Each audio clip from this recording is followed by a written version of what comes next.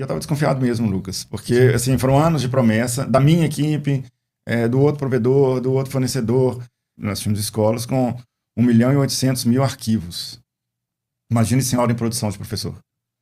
Entre vídeo, PDF, SCORMs, etc. Eu estava na plataforma. Então, isso é uma responsabilidade muito grande. Vencida a etapa, eu descobri com vocês uma AWS que eu não conhecia.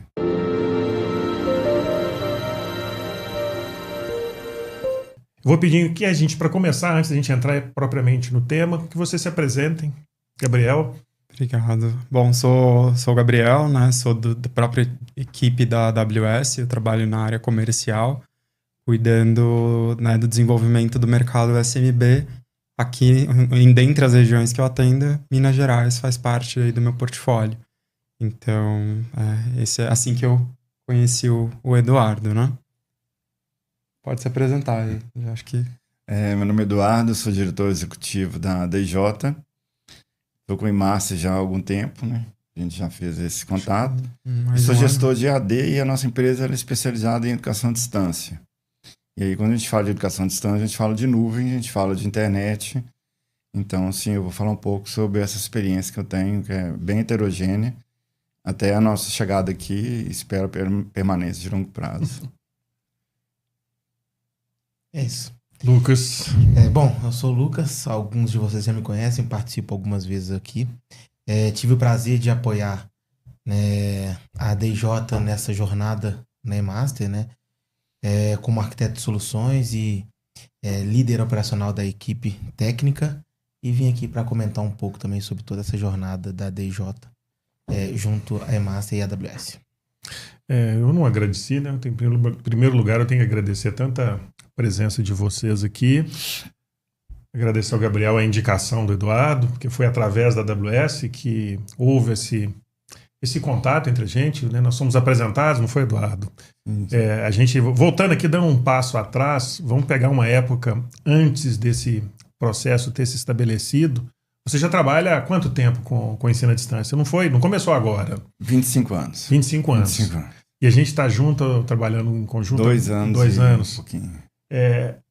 O processo de adoção de nuvem, e eu queria pegar esse ponto, antes da gente começar, sem entrar muito numa camada técnica, mas eu queria desmistificar primeiro, está se tendo uma apresentação incorreta do que é nuvem. Só porque a empresa retirou o ambiente de servidores dela de dentro do escritório, que a gente chamava de on-premises, e levou para um provedor externo, isso automaticamente não significa que ela foi para a nuvem. Ela pode estar dentro de um data center, ela pode ter um colocation. A gente tem empresas de todo tipo, esse é um mercado que tem crescido muito, né? Tem se inaugurado data center um atrás do outro, a gente vê aí. E eles começam um processo de divulgação que eles têm uma oferta de nuvem, mas em primeiro lugar, quando a gente trabalha com uma empresa como a AWS, isso realmente é nuvem. Existe todo um arcabouço de serviços envolvidos ali dentro que vão muito além da gente ter só um servidor, onde a pessoa vai alugar o espaço daquele servidor. E o projeto da DJ é um projeto que envolve o uso de vários outros serviços, além da hospedagem no servidor.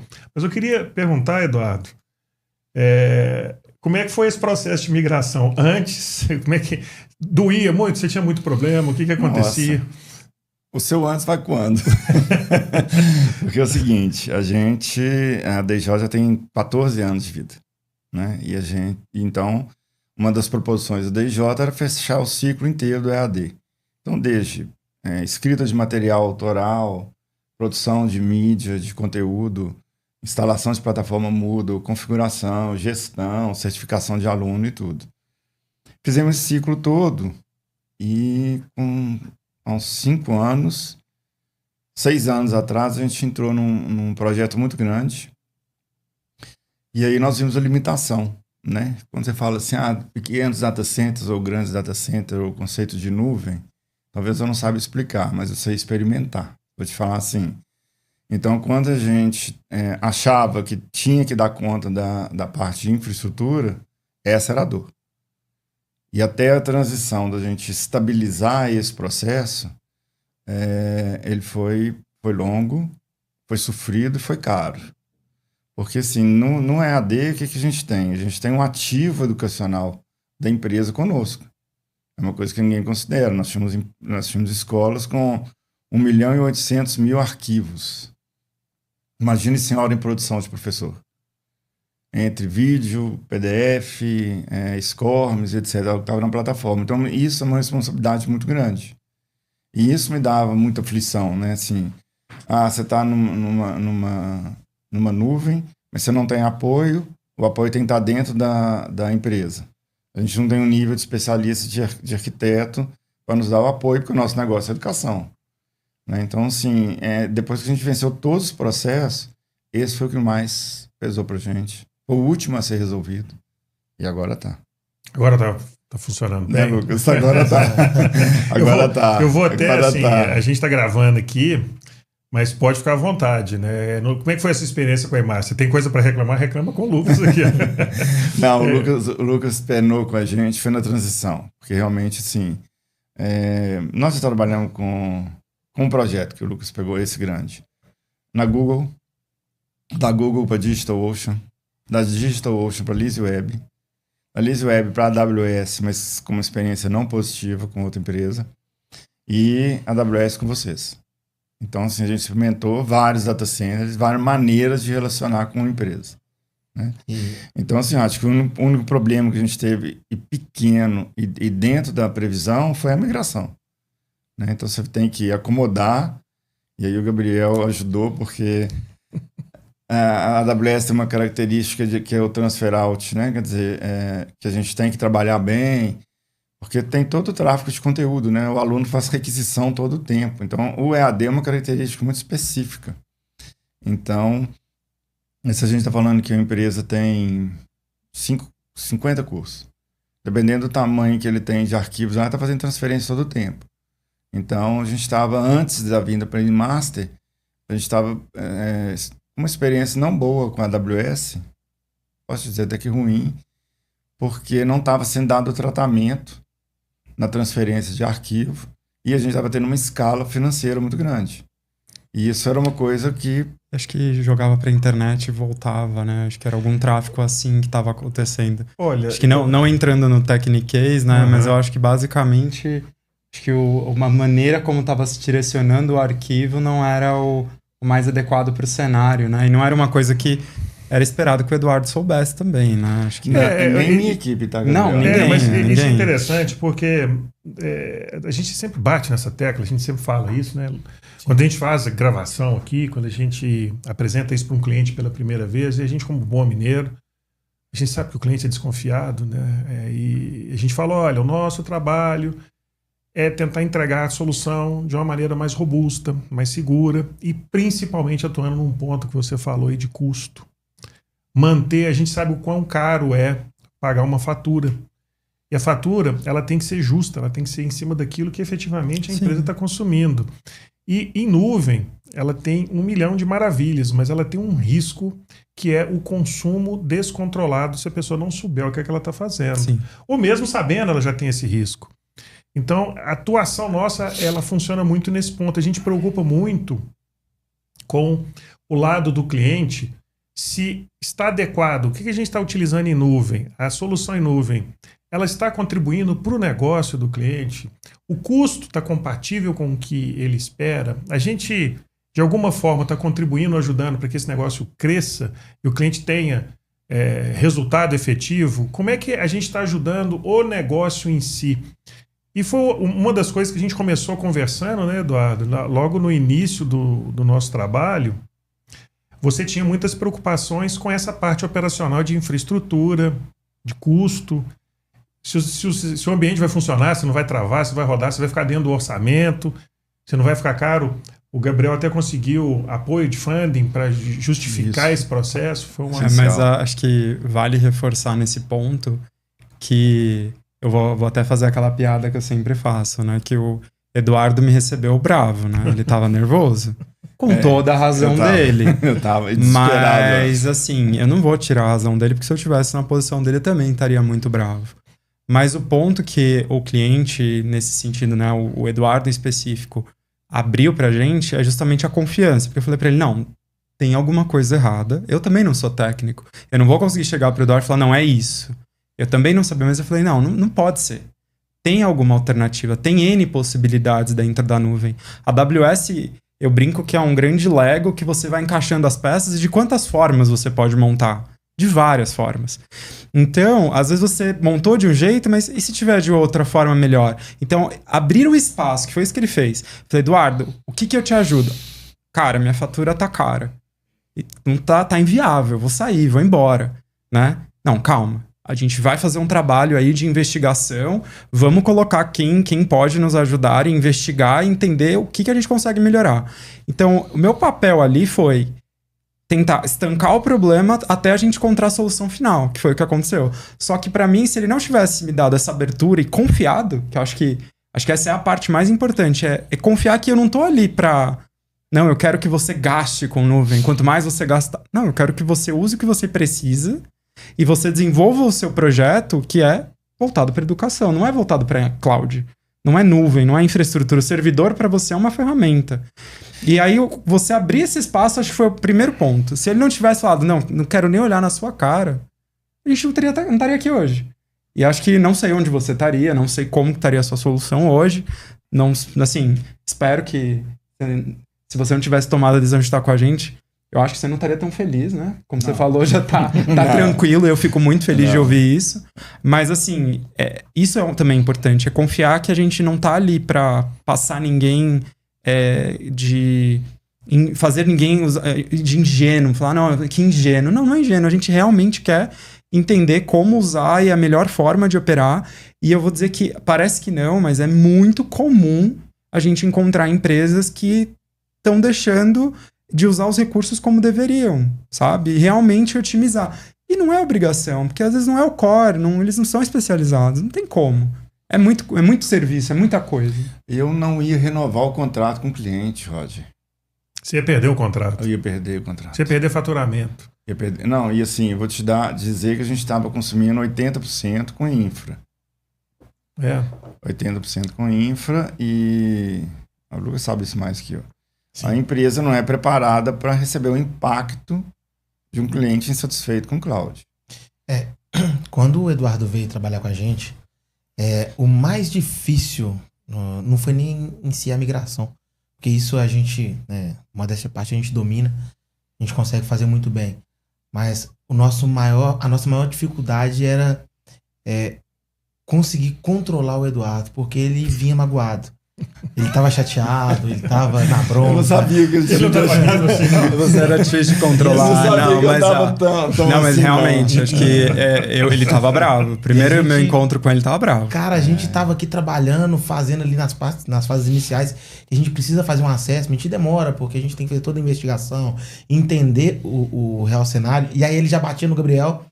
E aí o Gabriel chamava o nosso comercial, falava assim, o que tá acontecendo? Eu falei, cara, a gente tá trabalhando. O Eduardo tem que ter calma, a gente vai fazer o negócio funcionar. Mas é a questão de você construir a confiança. É isso que você tinha perdido. Mas você estava preocupado. Eu falo isso com o time. A gente que trabalha com suporte, quem trabalha com desenvolvimento de software na área de dev, ela lida com um filé.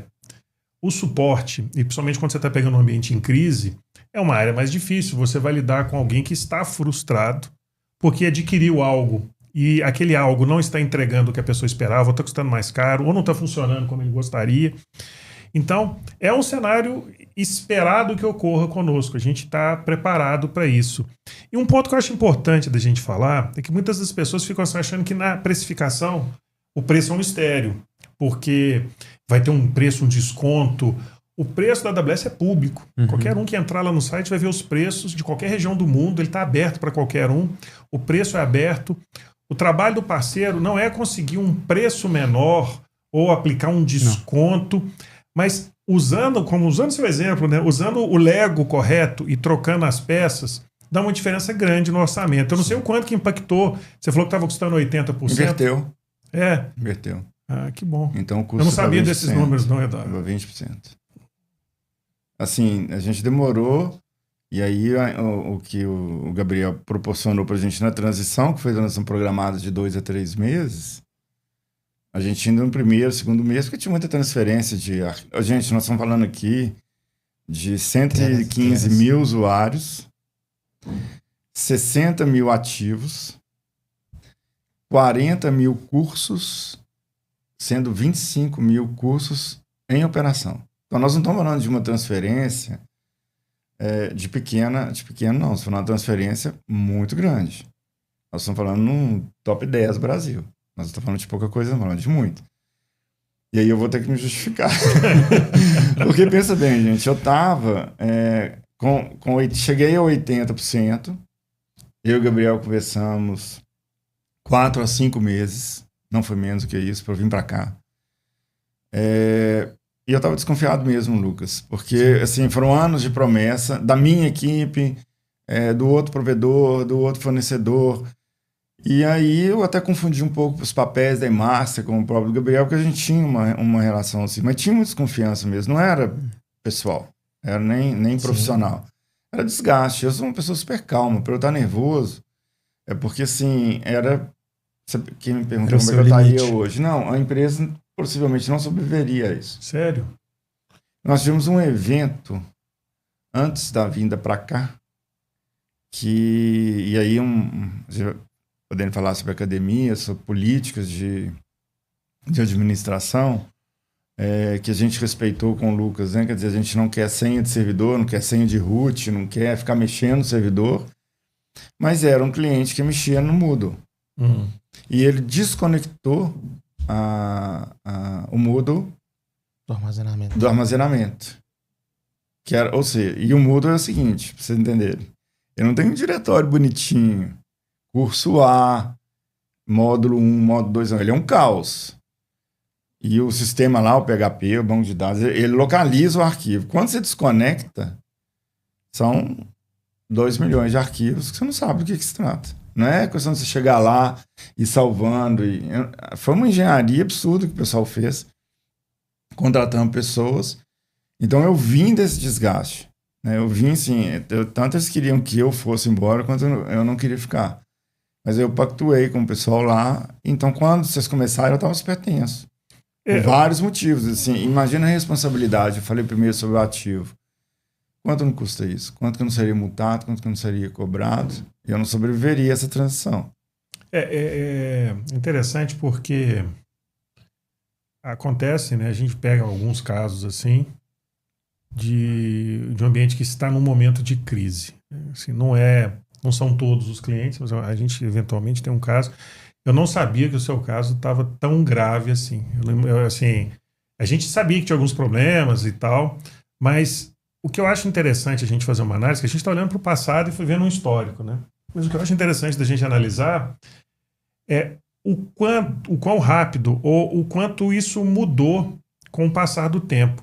Porque antes a infra era uma preocupação, tanto com funcionamento quanto custo, a gestão. Sim. Depois que, vamos dizer, o ambiente ficou estabilizado,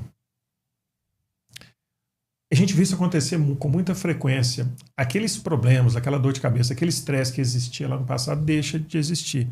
Isso já aconteceu com vocês também, né? E nesse projeto mesmo a gente conseguiu estabilizar. Eu tinha mais 1 ano de contrato. Esse último ano de contrato foi tranquilo. Foi tranquilo. E assim, aí ponto pro Lucas, porque tem determinadas orientações que a gente se relaciona com o cliente. Quer dizer, eu tenho a plataforma comigo, eu hospedo, mas vou cuidar do curso, treinamento de professores e tudo. Determinadas orientações que a gente não passava.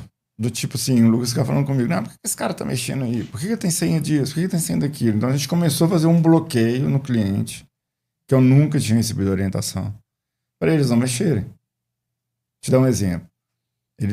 O cliente tinha acesso ao banco de dados, ao sistema como um todo. Ele foi lá, reinstalou um PHP numa máquina. Só que estava ligado lá no EC2, etc. Ele impactou no ambiente inteiro. Foi quando a gente falou assim, por que ele vai ter que ter senha? Então a gente mudou o tipo de relacionamento com o cliente, mas de coisas que ninguém nunca tinha me avisado. Você pode falar, não, você é inocente. Mas são riscos. Não é seu core, né? Em grande escala, você fala assim, o cara tem a senha de administrador do servidor da AWS, eu sei que vai dar problema. Mas tem camadas, né? Tem níveis, até o nível você fala assim, não, você não vai mexer. Hoje a DJ não faz negócio se a pessoa quiser mexer no servidor. no cloud, na infraestrutura, e dependendo do que ele vai querer mexer dentro do Moodle, a gente também não faz negócio. Então, isso foi um aprendizado que a gente tirou. Eu vou ter o admin master do Moodle, mas a responsabilidade da DJ é da master. Eu não faço isso. Não faço porque ele vai desconectar, ele vai perder arquivo, vai explodir. Nós estamos falando sobre 1 ano sem abrir um suporte. O último suporte que eu abri, eu lembrei. Eu pedi só para olhar o financeiro desse ano, só para a gente dar uma atualizada em alguns detalhes. Mas na hora que explodir, vai sobrar para a gente. Eu, em primeiro momento, e vocês, o segundo, né? Então, assim, a política definida pós e master foi extremamente favorável para a gente. Legal da gente poder falar isso e ouvir, porque essa transição de ter que se preocupar com problemas, custo, infraestrutura, ela é comum em empresas do SMB, né? As empresas menores, a gente vê essa situação ocorrendo. E, em vários casos, a gente vê depois que estabilizou o ambiente, a parte de abrir chamada, assim, a curva de abertura de chamada, ela reduz, o tipo de preocupação com os problemas também diminui, a não ser quando a empresa vai passar por um processo ou de crescimento, passando por uma expansão, fomos comprados, a gente vê isso acontecer, ou o contrário, eu vou sair desse segmento, vou fazer um descomissionamento do ambiente, vou diminuir, a gente também vê isso acontecer eventualmente, que não foi o seu caso.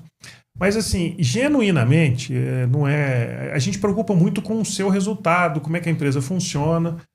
Então, quando a gente fala que a gente preocupa com o cliente e fazer com que o cliente cresça, tenha mais resultado, é genuíno. E assim, a gente é extremamente calmo. E é importante a gente deixar claro também para quem está nos ouvindo o seguinte: eu sou intermediário ainda, tá, gente? A gente tem um cliente final. Sim. Então, eu sou um intermediário. Normalmente, eu sou muito tranquilo para resolver. Mas naquela fase, não dava, gente. Eu não tinha mais estrutura. Eu acho que a grande dificuldade que estava aí é justamente o que... digamos assim, a bucha que nós pegamos. A Master trouxe a DJ tanto de um colocation quanto de uma outra empresa que já entregava nuvem. Então nós pegamos os dois cenários. E a grande dificuldade que a gente tinha era de tirar o conceito do Eduardo de que a AWS não presta, a AWS está me dando trabalho, porque não era a AWS, era o que o Gabriel falou. Era a forma com que o Eduardo, né, não ele, porque ele não é o core, mas como que a DJ estava utilizando a nuvem. Então, na hora que a gente foi ajustando todo esse modelo de utilização, cara, a primeira migração foi bem sucedida, migramos um cliente menorzinho, uma peça menor, e a gente foi escalando, degrau a degrau, fomos fazendo por ondas, e o Eduardo foi criando essa confiança. Ele até achava que a próxima não ia ter problema nenhum, porque a gente já tinha aprendido tudo, e vinha a próxima, tinha um problema, tinha um outro ajuste, a gente aprendia com aquilo ali, seguia para a próxima etapa.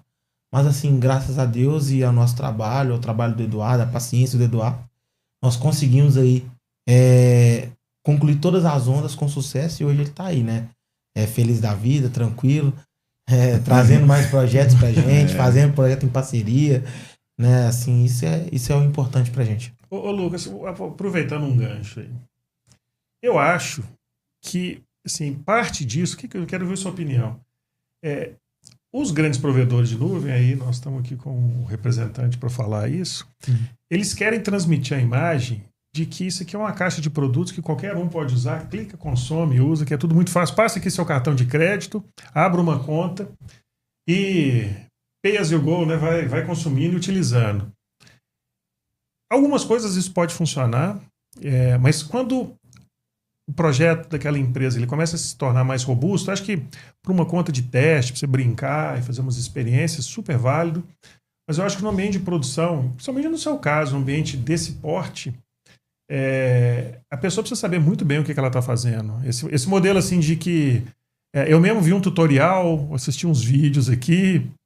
Não funciona. Não mesmo.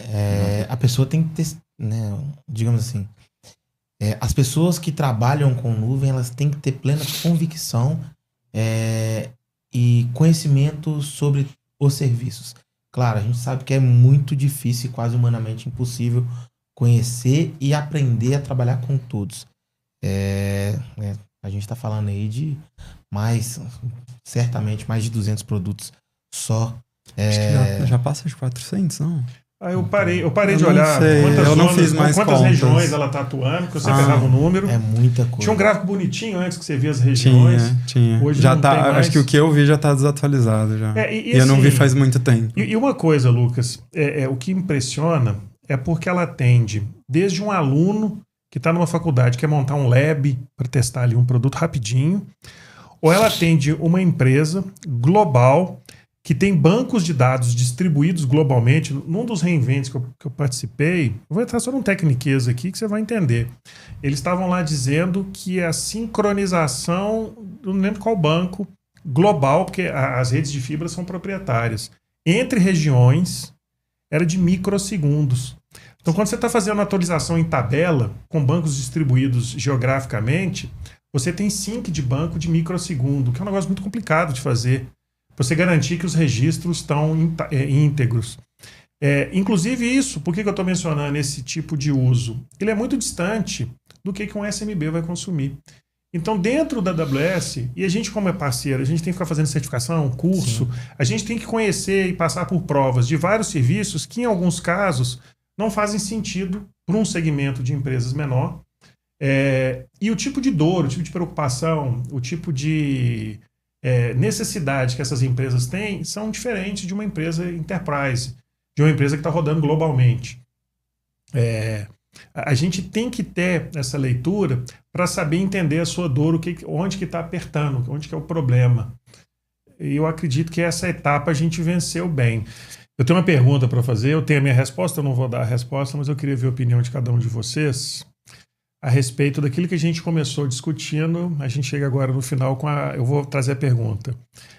E aí, o que vocês acham? Afinal de contas, a nuvem, ela é o início ou o final da jornada de modernização? Deixar o Eduardo falar primeiro, né? Nossa. Acho que é melhor começar. A pergunta filosófica. Começar por quem que tá ali usando. Não, aqui, sem querer. Repete, por gentileza. Se ela é o começo... A nuvem é o começo, é o início, ou ela é o objetivo final da jornada de inovação? Ir para a nuvem já se considerar inovador, é isso? Seria nessa linha? Eu vou te falar assim, para mim é um processo dialético, já que nós estamos filosofando. Porque você tem hoje uma determinada situação, então vamos pegar no nosso caso. A gente tem uma nuvem bem estabilizada, o Lucas e a equipe fizeram um trabalho bacana, a gente foi lá e implementou a IA, mas daqui a pouco a gente precisa de mais recurso porque a IA está rodando em cima do servidor, então a gente precisa ter uma evolução da nuvem. Então, para mim, elas correm em paralelo. Eu não penso assim que o desenvolvimento tecnológico como se fosse uma infraestrutura de prédio. Ela vai estar... Não, ela vai ser renovada sempre. Então, eu acho que para mim elas vão rodar em paralelo. Eu acho que para mim, ir para a nuvem, você falar que, nossa, inovei, eu fui para a nuvem, estou usando nuvem. Mas como que você está usando? O que você está usando, né? Quantos dos recursos disponíveis você está usando? A AWS começou com S3. Olha hoje o portfólio de produtos que a gente tem. Eu acho que então casa um pouco com o que você falou. É contínuo. Então, assim, você foi para a nuvem, é o primeiro passo de um mar de possibilidades de novos projetos, desenvolvimento, mudanças, novos produtos vão sair, novas demandas vão aparecer, o mercado muda, as pessoas consomem as coisas de maneira diferente, a educação, quanto ela mudou nesses 25 anos de experiência que você tem nesse mercado, o que vai impedir de nos próximos 25 se mudar ainda mais e você ter outras necessidades? Então é contínuo. A questão é justamente você estar alinhado em usar desses recursos o que melhor que ele pode te oferecer, né? Eu acho que você vai ter que sempre revisitar, né, a sua infra, você vai ter que sempre revisitar a sua solução de IA, você vai sempre ter espaço para melhorar, você sempre vai ter espaço para testar coisas novas, mudar, desfazer coisas que foram feitas lá atrás, criar um produto novo. Eu acho que é eterno, não sei, tecnicamente. O que você acha? Então, Lucas, você deveria ser eu o não primeiro. vou ficar em cima do muro. Do início, se é o início ou fim. Para mim, categoricamente, a nuvem é a fase final. Porque tudo que vem de agora em diante, não de agora, né, de algum tempo, e que vai surgir, não vai ter por onde fugir, né? A base sempre vai ser a nuvem de agora em diante. Não tem como fugir da nuvem. Toda nova tecnologia, toda inovação, tudo que vem sendo construído tem a nuvem como sua base principal. Então, para mim, não tem outra saída, não. Roger, agora pergunta filosófica. Eu penso assim, eu vejo a nuvem como ferramenta. Então, eu acho que ela tem que estar no início, no meio e no fim, mas como ferramenta. Sim. E, complementando o que você disse, o porte, a magnitude das empresas que investem em nuvem, no caso específico da AWS, que a gente pode falar com mais propriedade, é monstruoso. O volume de pessoas, o volume de tecnologias, o volume de pessoas pensando nisso, olhando para o mercado, trabalhando junto com clientes e entendendo a dor e a necessidade do cliente, e resolvendo esses problemas e compartilhando isso com outros clientes, seria um desperdício imenso de recurso fechar os olhos para isso. Mas isso por si só, a ferramenta sozinha, ela não resolve o problema. Mas você não tem como não utilizá-la, você precisa da ferramenta, mas você não precisa só da ferramenta. Então, o que eu colocaria é que a nuvem é necessária, ela é fundamental para o processo futuro da empresa, ela precisa adotar em algum momento, vamos dizer que ela não começou a adotar no início, ela vai adotar. A gente tem clientes que a gente teve que migrar para a nuvem em situações de caos total, assim, ao ponto da gente chegar para o cliente e falar, olha, se vocês não migrarem, são clientes antigos da nossa base que não estavam na nuvem, que se recusavam a migrar. Ele falou, olha, se vocês não migrarem, infelizmente a gente não vai ter como continuar atendendo essa conta, porque vai ficando anacrônico o processo de suporte.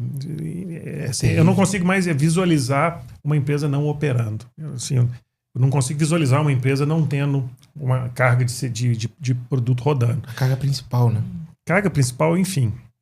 E o processo de crescimento dessa empresa, de evolução, de maturidade, ele depende disso, ele precisa dessa ferramenta. Então depende da mentalidade dos diretores, dos gestores, que é quem decide, né, quem pensa, em olhar com atenção e não enxergar como custo, não enxergar como obstáculo ou como empecilho, enxergar como uma ferramenta que vai ajudá-lo. Perfeito, pessoal. Deixa eu só fazer uma fala que, se for o caso, corta. Não vamos cortar, não. Não, é coisa rápida. É porque você falou de nuvem, de fim, prometo que eu vou pensar a respeito, porque isso é uma opinião complexa para mim. Mas eu vou falar agora na posição de cliente e mesmo de empreendedor quando eu montei a empresa. O que eu escolhi? Eu escolhi a plataforma mais usada do mundo. Porque eu não acredito que eu tenha condições financeiras, nem é o meu negócio, desenvolver um LMS e digo que não é meu negócio desenvolver nuvem. Então, assim, eu fico pensando, assim, do meu ponto de vista, acho que é um caminho sem volta. Acho que tem brigas assim, com grandes empresas, com big techs, a gente tem esses discursos. Mas ninguém vai ter um Facebook de novo, com Instagram particular próprio que eu lancei. Então eu acho assim, eu entendo que estar na AWS, entendo que trabalhar com Moodle é bom para o meu negócio. Então eu não pretendo ter uma plataforma proprietária de uma empresa pequena e não pretendo sair de uma empresa como a AWS. Para mim, isso é um retrocesso. Falando assim, em termos de cliente, para mim, eu não correria esse risco. Perfeito. Perfeito. Pessoal, então eu quero agradecer a participação suas. Muito obrigado pelo tempo, pela atenção. E o convite aqui está aberto. Se vocês quiserem tratar e discutir outros assuntos, as portas estão abertas. Foi bom. Vou usar o Eduardo para falar mais sobre o ódio que ele tava de mim. Agora vocês têm que trabalhar ele mudou. O Eduardo vai trabalhar na terapia, né? A gente vai trabalhar na terapia. Dias que não, vocês dois precisam, eu não. Pra mim, eu já passei disso muito.